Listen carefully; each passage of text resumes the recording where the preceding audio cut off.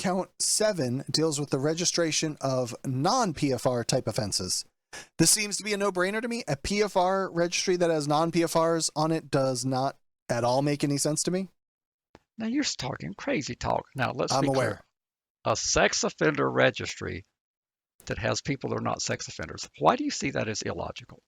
I mean, call me a renegade, Larry. Well, Can you enumerate something that gets you on the registry? Is this like domestic abuse or violence with your spouse, and because you were violent with your spouse in front of your kids, you end up on the registry? that'd be possible, but the most common thing would be like kidnapping of a minor.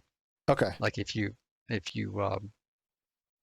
robbing the liquor store and you take all the minors that work there, which it probably wouldn't be, that's not a good example, but if you're robbing the grocery store that has a liquor department and you put all Robbing the the Taco minors, Bell.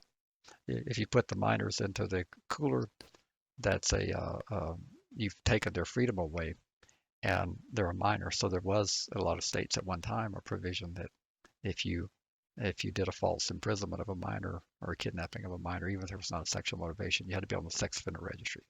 I gotcha. And if you put them in the cooler, do you tell them to chill out? I suppose you would. You probably wouldn't even need to tell them. Sorry, I need a ba-dum.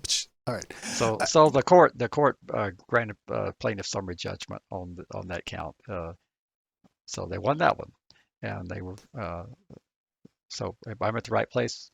Yeah. You are.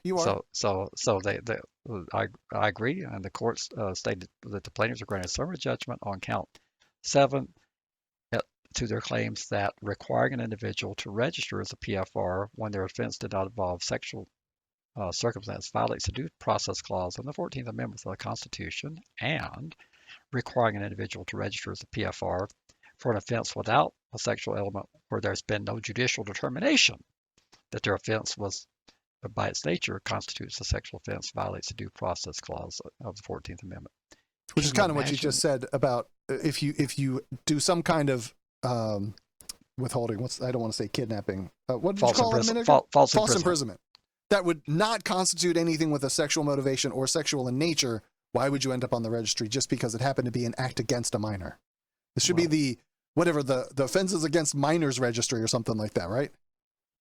Well, let's don't encourage them to think of that.